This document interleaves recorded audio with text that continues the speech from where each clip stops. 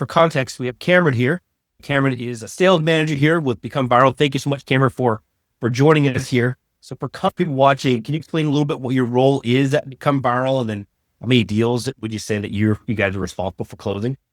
Yeah, absolutely. So I'm the sales manager here. I run a smaller team, I think about 8 people now, 3, 4 closers, 3, 4 setters, and then myself. We started off with just 3 people total in the business. Was myself, our owner Devin, and then an appointment setter. And I was closing deals and trying to get us to scale. And now we started off doing 60, 80, 100K a month, and now we're doing 180, 200, 250K a month. I think our biggest month was 310, and we're pushing towards $500,000 months now, which is great.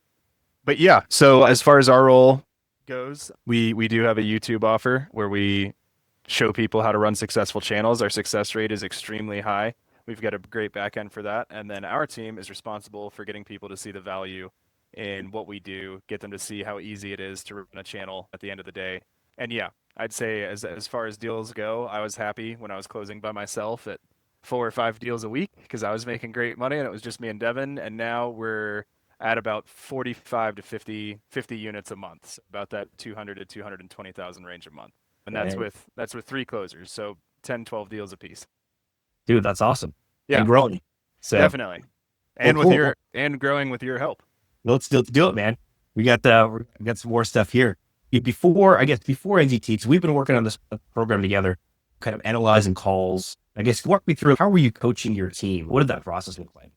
Yeah, so ideally the process was when it was just me, I was going through as much training as I possibly could in the online space. I had been in sales for 8 years, but when I got to the online space, it was a huge transition for me going into high ticket closing. And for the first month, I was pretty bad at it.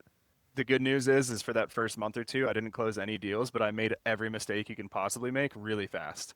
So I got really good at it really fast. I went from 0% close rate to about a 65% close rate within 3 months. That's incredible, though. Jeez. Though I just took endless calls. I had 10, 12 calls a day for 6 days a week, and I just got really, really proficient at it. So, what I ended up doing when we hired our first few sales guys was trying to show them what I was doing, and that's what I based it off of. Fast forward a year or two, you have a much bigger team. QCing is a lot harder when there's 8 people of calls that you have to listen to over just me and the setter and maybe one other closer. So, my process would be I want to listen to 4 calls a week per salesman. So I'd listen. We have 3 closers. That's 12 closing calls that I'd listen to. We have 4 setters. So that's 16 setting calls that I would listen to a week to do live QCs. Try and control what I could from there and then focus on what we needed to train on. So for me, it was listening to as many calls as humanly possible and then identifying trends and identifying patterns within our current lead group or our current prospect group and figuring out how we needed to approach that current prospect group. So yeah, I'm honest about it. I try not to work more than 40 hours a week, but Yeah. that 40 hours a week was filled to the brim with listening to calls. Yeah. Yeah. Well, a big thing is setting time. So I guess walk me through. So what happens after a closer finishes the call? Like, how do they know what they did right versus wrong? Well, if they took money or not, that's the first Yeah. indicator, of Yeah. course. But after that, they don't always know what they did right or wrong right away. Because if I didn't get to review it or they weren't honest on their EOD, I might miss that call where there was something that could have been improved. Or I say, hey, can you send me a call or two that you want reviewed for the day? They might not send me their worst one, or they might not send me one that I would actually want to review. They Yeah. might, and thinking of it from a closer's perspective, they might send me a call that somebody had a major objection for that they thought they should have been able to handle. When in all reality, I want to listen to the call where they set a follow up, there was no objections, and the person didn't show up to the follow up, Right. right? So, as far as what happens after the closers finish a call, it depends on if I get to catch it or listen to that one right away. And again, I was pretty good about it, but still, calls fall through the cracks because they don't always send me their best ones, their worst ones. I can't listen to all 8 calls for all 3 closers every single week. So, Well, I mean, um, you do what you can. yeah. I mean, I remember when I was closing, there was calls over there I just was embarrassed about. I know I should have asked or pushed harder, but Yeah, for whatever reason, maybe didn't have my second cup of coffee for the day, or something exactly. happened that day. I just didn't feel it. Well, Uh, you offer a follow up to get scheduled, and you don't want to send that call to your sales manager to watch you not do what you're supposed to do. that happened. And so I guess when someone didn't close, how long did it take to figure out why? What was the process? It's typically probably 24 to 48 hours because if they didn't show up to that follow up, then I would immediately flag that call to be listened to. So let's say they had a call on a Monday. They said a follow up. Oh, you got to let me get through the week. Let me reach out to me Thursday, Friday. Let's set a follow up, right? If they didn't immediately want that one reviewed because they think that follow up's closing, I might not want to review that one until Thursday or Friday when I see that the follow up didn't show up. Okay. So Yeah. sometimes the loop could even span a week, but most of the time I don't get to things for 24 or 48 hours because again, I let the day finish up. I don't listen to their calls as soon as they get off, plus it takes a while for them to download. Yeah. Anyways, the next day I'm listening to the previous day's worth of calls that I feel I should be. Right. And then so you're managing three closers. How many calls are happening daily that you can physically listen to? Well, let's take yesterday for example. 1, 2, 3, 4, 5, 6, 7, 8, 9, 10, 11, 12, 13, 14, 15. There's 15 calls booked on the calendar yesterday, 5 for each of them. I listened to 2 yesterday. Yeah. And that's the reality. Give me an example of a deal that slipped through that maybe you didn't cash until it was too late. What Well, happened? that, and I will say I'll correct myself. Normally, after a 15-day call today, I would have listened to 2 random calls, but because of the analysis that I've been getting, I chose the 2 that I needed to listen to. Just a correction there, because that's actually Dude, true. that's awesome. It helps you sort things down a little bit too. So what's critical, at least in the moment. Yeah, 100%. Okay. But repeat your last question. Oh, I just give me an example of a deal that slipped through that maybe you didn't catch it too late. What happened? A big one would be spouse objections that happen pretty frequently, where and it's husband or wife, same thing. Most of the time, it's a husband who needs to talk to the wife, and it's obviously anybody in the industry knows it's usually a smokescreen.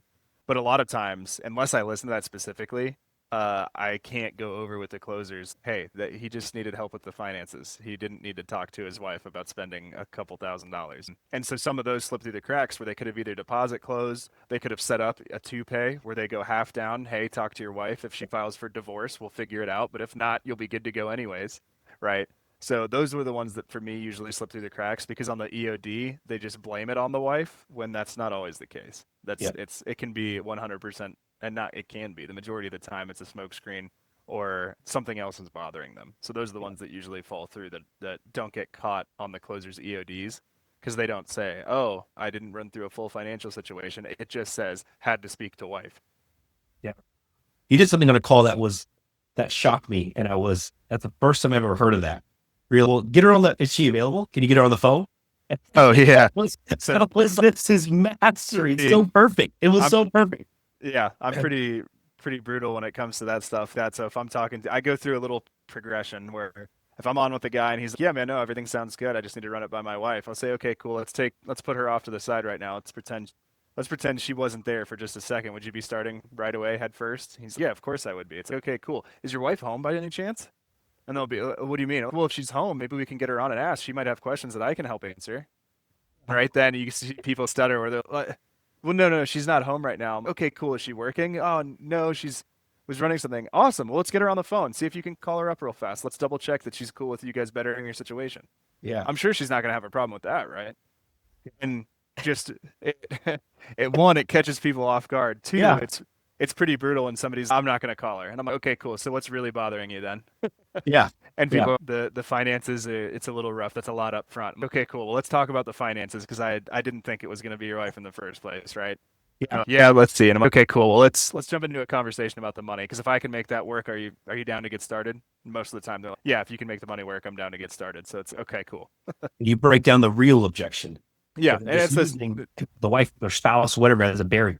it's the same thing as most high ticket trainings goes, where you're isolating the objection. I'm just doing it in a brutal, Yeah. transparent way. Where if you're telling me your wife's the objection, is she home? One, two, Yeah. get her on. Three, if she's not, call her. Yeah. Dude, I love it. I love it. Well, Yeah. let's switch a little bit.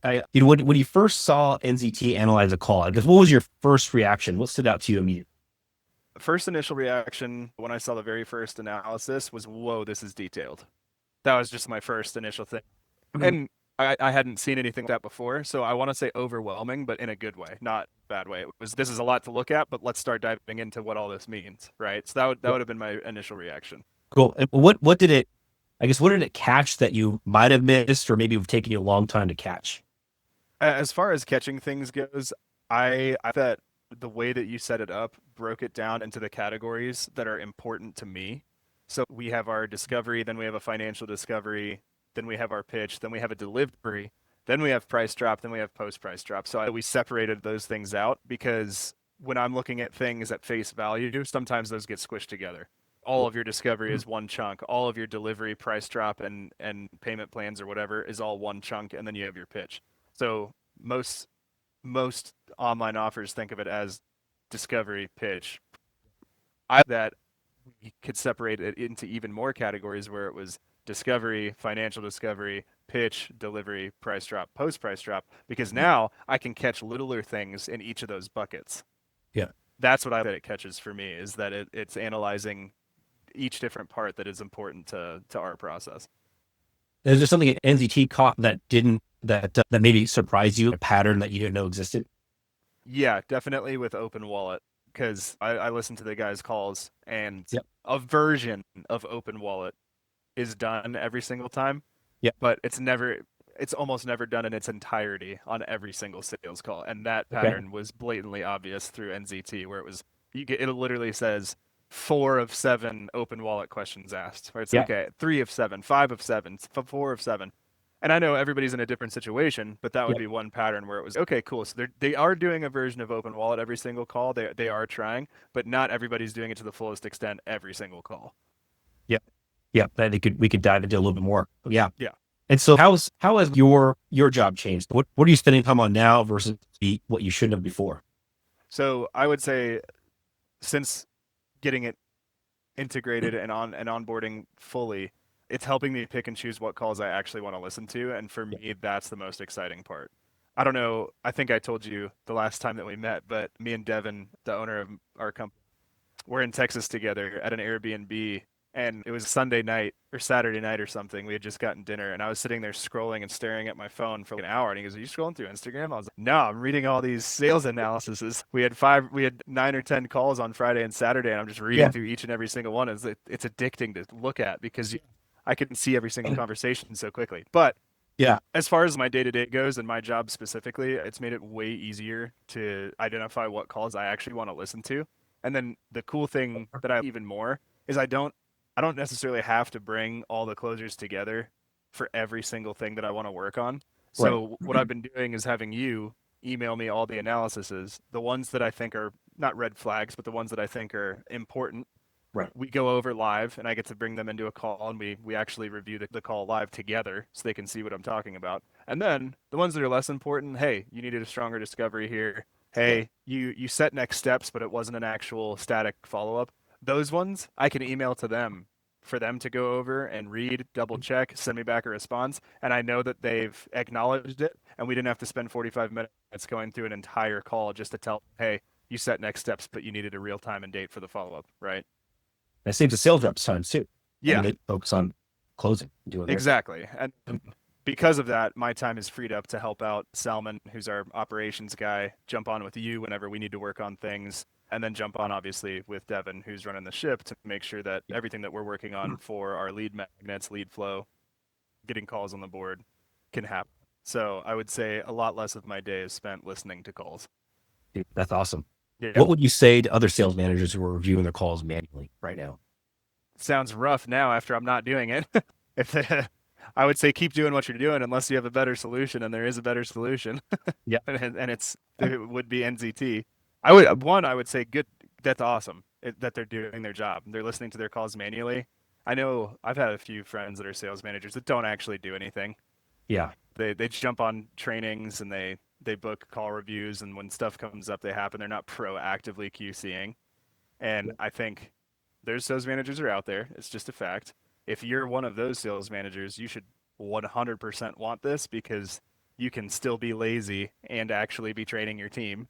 Right. And hopefully you're not lazy and you use this to your advantage and go over live calls with them. But yeah, that's what I would say is this if you're not already a proactive sales manager, this could make you lazy real fast because it's such an instant feedback loop. There's so much stuff to work on so quickly that you don't have to fight for what calls you're listening to and what you need to work on. The analyses that come in are so pointed that it's pretty clear what you need to work on. I had somebody say that some of this, it helps the average salesperson dangerous and the elite closer lethal. So someone who's Yeah. so I would imagine the exact thing for sales managers. Someone like yourself who's just on top of his game, you could be completely lethal. For a sales manager that maybe is overwhelmed with the reason why he doesn't listen to calls, probably he's overwhelmed with tons of other things. He's maybe has a ton of closers calls. He just can't do it. And I think it Down. shifts a little bit of responsibility as well, where so let's say your team's closing percentage is down 10, 15%. I can admit we all have those weeks, right? Where just the team didn't do great or calls didn't go so well, or maybe prospects just weren't as strong. But at least you can say the excuse wasn't we didn't know why they didn't close. Yeah. Right. Yeah. That's one thing that me and Devin talk about a lot is if we make mistakes, if we don't close something, we just at least want to know why or what to learn from it. And this helps out a lot with that. Whereas before we don't close deals, yeah, I can listen to it. See, I can listen to a shitload of them, but it doesn't mean I'm going to catch every little thing. And I know we just started, so you may not have a number yet, but what in your mind, what has the ROI been, at least having NZT analyze the sales team's calls? I mean, for one of our guys, Mo, I would say it already probably 2x'd his production because last week. Awesome. Yeah. I mean, you saw Mo finish super, super strong last month, and then he's got the most deals out of this month, which we have had a slightly slower start for January, which is fine. We're catching back up already. But yeah, Mo's the only one that's still consistently closing, and he was the one that was struggling 2-3 months ago. I keep seeing more paid in fulls coming too. Yeah, we got a good amount more paid in fulls, which is nice. Which is funny because volume went down just slightly, but because one of the metrics that I had you set up for me was I wanted to see how long they were, and I call it dropping their pants. I want to see how long they're staying on our paid in full cost before dropping their pants and offering a super long payment plan. And because now that metric is there, they can say, oh, Cam's going to see that I only spent 10 seconds on paid in full, or Cam's going to see that I spent 30 seconds. And it's no, I want you on that paid in full price for 3 to 5 minutes before you're moving on. Yeah. And so it's funny, his volume has gone down a little bit, which we'll have to adjust for, of course, as we're learning the new way we want to do things. But we also got 3 or 4 more paid in fulls because they actually stuck to their guns. Yeah. Well, that shows that people are willing to pay. And so that's just the back and forth part of the sales process. So there's people out there who have the money, they're willing to pay, and the sales guy just needs to just push just a little bit more, and he can get. And that's my thing. I always analyze or not analyze. I always compare sales to car and old car sales because that's where people got the notorious salesman or slimy type deals from old car salesmen, right? But I still think there's a ton of value from it. But in general, on the prospect side of things, I just got a quote for my truck for $1,042 to fix a temperature gauge. Damn. Okay. Yeah. Okay. I'm 100% willing and able to spend that $1,042, and I'm probably going to. I'm still going to ask the guy what he can do for me. Right.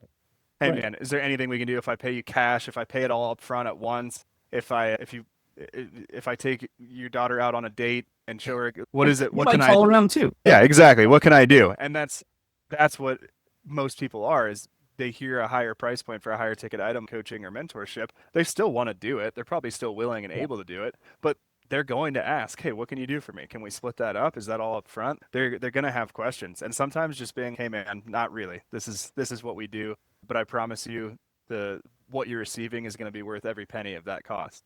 And literally half the time, people are going to be like, "All right, sounds good. At least I asked." And then the other half of the time, that's when people are, "Okay, well, that's going to be a little bit much for me." And so that's perfectly fine. At least I stuck to my guns. Now let's see if we can figure out a game plan that works for you.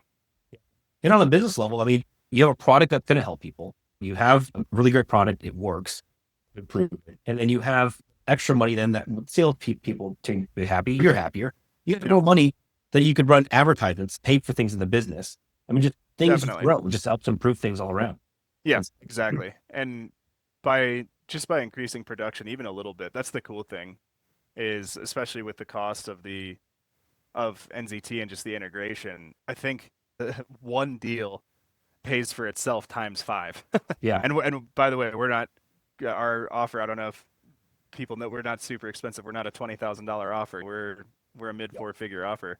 And having that extra production, even one deal pays for itself plus so much extra. So as far as value goes on stuff that it's pretty unmatched. And it's the first, I think I told you and Devin this too, but it's the first time I've seen anything like this. Because I would take transcripts and spit them into chat GPT, but it doesn't have all the parameters that I'm looking for. It just has Yeah. generic sales advice, and I don't even guru sales advice. Yeah. I listen to it because there's good takeaways. But when you have something that's completely customized and tailored to your offer, your product, your service, your discovery, your pitch, your price drop, and it's completely tailored to that, you're getting instant feedback on what you're actually supposed to be doing. Yeah. Yeah. Well, and we took it from you because you're the top sales guy there. And Yeah, so what would Cameron do if Cameron was on that call? And that's exactly what that is. And, 100%. and working on a version right now. Well, hopefully we will launch this here real soon where we can get Cameron, virtual Cameron, on the call with the sales team, going over objections as it's going on right now. So That would be wild. as soon as that gets live, I'm gonna give that over to you. Have you Yeah, I was test gonna it out. say use me as a guinea pig for that for Yeah, sure. yeah, dude, that's gonna be a game changer. That'd be cool. Can we wait until I'm a little bit more jacked so we can make the avatar all? We have AI now, so we just post your Okay, and there like we someone go. who's super buff. So That's you're good to funny. go. Well, speaking of it, what, in your opinion, why is NZT a game changer for sales teams? I would say first and foremost, efficiency. Biggest thing. Instantaneous feedback loop for the closers. Efficiency for myself to be able to pick and choose what calls really need to be listened to because every sales manager knows the calls that get sent to them are the least embarrassing calls, not the ones that actually need to be. So instant feedback loop, efficiency on the sales manager's side, and then production value, right? By getting that instant feedback loop and those scores, your production's automatically going to go up. I'd say 9 out of every 10 people want to get better. I think it's very rare if somebody got feedback from a call and they're, oh, I'm going to do it the exact same. I'm not going to change anything. I'm going to continue to be bad. Right. I don't think that really exists. So I would say is the biggest valuable things that I would say is instant feedback loop and then time efficiency for myself. Awesome. Cool. Cameron, thank you so much, man. I really appreciate you sharing that with me. Yeah, And 100%. cool. Well, thank you. Well, Yeah. that concludes it. But man, I really appreciate you. And actually, I didn't know that about Mo either. I've seen the paid in fulls come in, but that's He's not exciting to hear. he's not going his crazy progress. or anything, but he's the only one consistently closing right now. Yeah, and that's what we need. Yeah. So shoot, No, man. I think for him his discovery was so here's the thing with Mo, he's so well trained. Yeah, He came from this guy named Lawrence's group, and he just went to every single class, every single session, mock calls after mock calls after mock calls. So he knows exactly what he's supposed to ask and say at every point in time. But that digs him into a hole when he gets into deep discovery with logical people. right. Where he's, hey, so why do you really want to make this work? And somebody who's logical is gonna be like, oh, I want extra money. What do you want the extra money for? What's it really gonna do for you? And they'll help me pay off a car. Maybe I can buy a rental property. Yeah, And he goes, but what's really your goal here? And they're like, what are you fucking talking about? I just told you I want extra money. I want to pay off some property. Okay, but what would that extra $10,000 do for you? He's trying to go so by the books that it gets right. lost in translation. And I think now, because I've been showing him some of the discovery scores and the prospect identification, I'm hey, didn't really identify this guy as a logical buyer, and you went into this huge emotional discovery. Yeah, And then I think switching that was like, yo, if you get somebody who's entrepreneurial, who has a decent mindset, has started a business before, has knows anybody in the online space, you don't need to ask them their life's fucking mission and goals forever. Ask them for a couple goals. What do we want to make? Why do we want to make that? Sick. Are you willing to use YouTube as your way to get there? Also sick. Do you have time? Do you have money? Okay, you literally would be perfect to work with us. Let's talk about it now. yeah, right. So I think that was his thing. But it was cool to get to show him, yo, your prospect identity. You're not realizing that this guy's the logical buyer. You're not realizing that this lady's an emotional buyer. You're not realizing that this person needs to be coached and told what to do. You're not realizing that this person's an A type where you have to let him tell you what to do and then let him convince himself to do it. Yeah, yeah. So There's some people. I mean, the A types are some of the easiest ones. You just got to a little convincing, and they already have in their mind what they want to do. oh, I have them set the A types for me only. Where okay, if they're a dickhead on the setting call, just send them to me. Yeah, One, the closers don't need to be dealing with it. And two, I'm going to drop price in 5 minutes and I'm going to tell them to put a credit card down. yeah. And then they'll do it too. Yeah, exactly. Hey man, I can make you a shitload of money. I'm not going to bullshit you with the sales process. Do you have a few extra hours to work on YouTube? Cool. Do you want to be more hands-on or hands-off? You want to be more hands-off? Do you have extra money for a channel manager or somebody, a virtual assistant? Oh, you do? Okay, cool. Well, for 7 grand, I can make you a shitload more than that in the next 3 months. What do you say?